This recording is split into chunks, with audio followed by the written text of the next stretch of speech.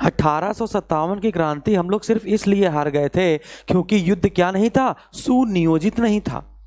तो अगर हम लोग प्लान करके चलेंगे सब कुछ कि यूपी ट्रिपल एससी सोचता कैसे है, पिछले पेपर उसने कैसे बनाए हैं, है ना, जो पिछले वीडियो का पेपर हुआ था उसमें क्या क्या उसने पूछा था, क्या क्या औकात है उसकी, है ना, उसी के दायरे में रहकर हम तैयारी करेंगे तो अपने सपनों को उड़ान दे पाएंगे।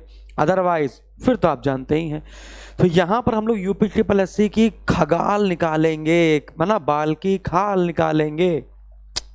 तो अब मैं आपको बताता हूं, पहले सबसे पहले वीडियो में मैं आपको बताता हूं, 3 वीडियो मैं डालूंगा, 3 सब्जेक्ट हैं, 3 डालूंगा, जीएस का, रीजनिंग का और हिंदी का। तीनों आपको मेरे ऊपर छोड़ देना है। बात समझ में आ रही है? तीनों आपको मेरे ऊपर छोड़ देना है, हम आपके साथ हैं।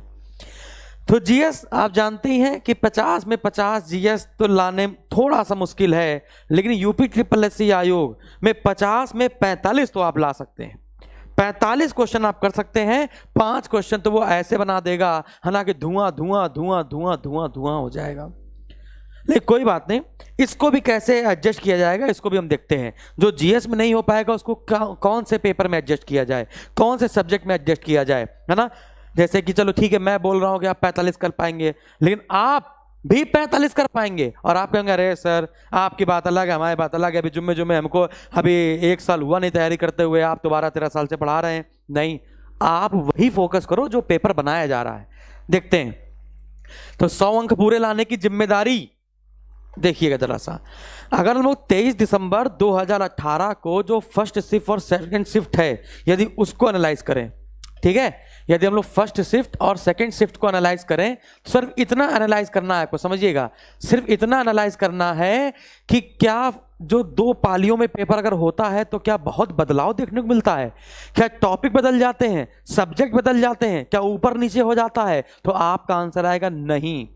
जैसा पहला पाली का पेपर होगा वैसा दूसरा पाली का पेपर भी सेट किया जाता है, उसी लेवल पे सेट किया जाता है। अब जरा देखना है, कंप्यूटर के 4 प्रश्न आए थे, पहले पाली में भी और दूसरे पाली में भी, ठीक है, कंप्यूटर के 4 प्रश्न आए थे। उत्तर प्रदेश विशेष जो पूरे सब्जेक्ट की जान है आपके जीएस में, 9 प्रश्न आए थे इसमें भी और 9 प्रश्न आए थे सेकंड पाली में भी। इतिहास में 7 प्रश्न थे, भूगोल में 8 प्रश्न थे।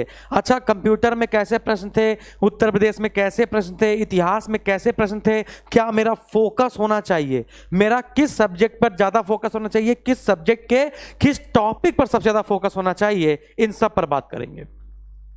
पहले देख लीजिए किससे कितने हैं। संविधान से 3 प्रश्न थे, अर्थव्यवस्था से 7 प्रश्न, समसामयिकी करंट अफेयर से 8 प्रश्न, विज्ञान से 2 प्रश्न, स्टैटिक जीके से 2 प्रश्न।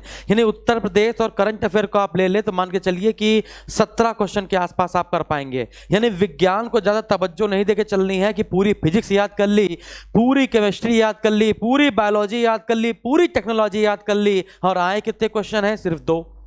और आप UP triple SC forest guard में भी देख सकते हैं, यूपी ट्रिपल एससी लेखपाल में भी देख सकते हैं, साइंस का ज्यादा रोल नहीं दिखा रहा है यूपी ट्रिपल एससी। फिर भी कोई बात नहीं, छोड़ना नहीं है, पढ़ना क्या है वो मैं बताता रहूंगा आपको।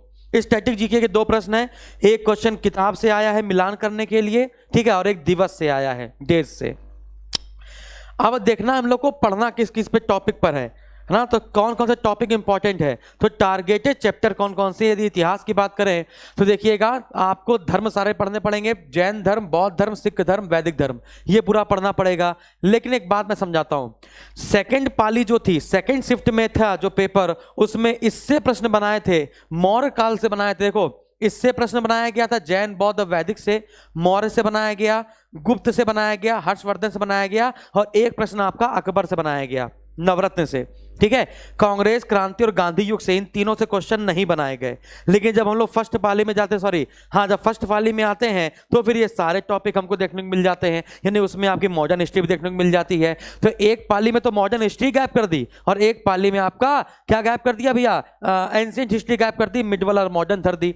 तो सबसे पहले दिमाग से ये निकाल दीजिए कि हमको मॉडर्न पर फोकस करना है, एंशिएंट और मिडवल पर नहीं फोकस करना, ठीक है। टारगेटेड चैप्टर आपको समझ में आए, इनको तो रट के पीना है, इनको तो रट के पीना, वो सब हमारे पर छोड़ना है यार तुमको, ठीक है। अगला पॉइंट, भूगोल, भूगोल में अक्षांश देशांतर रेखा बहुत ज्यादा पेपर में आ रही। टाइम जोन, देशांतर का मान निकालना, कितना डिग्री आगे कितना पीछे है, किस देश का मान क्या होगा, ये सब निकालना जाना चाहिए। हिमालय से एक क्वेश्चन आता है, दोनों पाली में हिमालय से आया। तटीय क्षेत्र यानी कोरोमंडल, उत्तरी सरकार, है ना, बंदरगाह, इनसे एक क्वेश्चन आया, है ना। हाँ, अब कौन सा देश, है ना, किस महाद्वीप में है, कौन सा देश किस महाद्वीप में है, या फिर कौन से देश की रेखा, है ना, अन्य देशों के स्पर्श करती है, तो यूरोप महाद्वीप से इसमें पूछा गया था। ठीक है।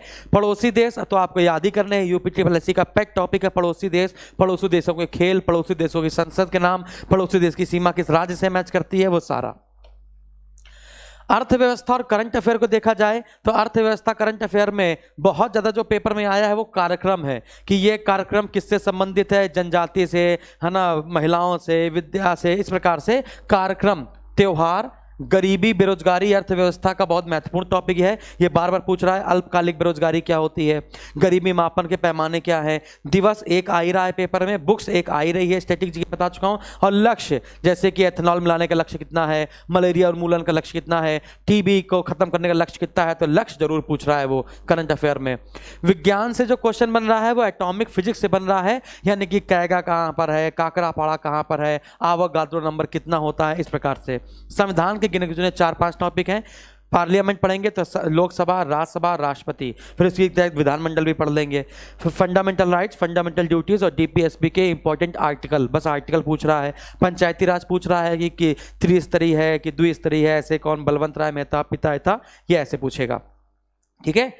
फिर इसके बाद अगला, अब देखिए ये एक पाली का बता दिए, दूसरी पाली देख लीजिए, सेम वैसे ही है, बस यहाँ पे जैसे कि सेकंड पाली में 4 प्रश्न पूछे गए थे, पहले पाली में 5 प्रश्न पूछे गए। कंप्यूटर का भी अच्छा रोल है, 4 से 5 प्रश्न, 4 प्रश्न तो डालेगा। इतिहास के 7 प्रश्न पहले भी थे, अब भी हैं। यूपी के 9 प्रश्न पहले भी थे, अब भी हैं। भूगोल के 7 प्रश्न पहले भी थे, अब भी हैं। संविधान के अब 6 प्रश्न हो गए।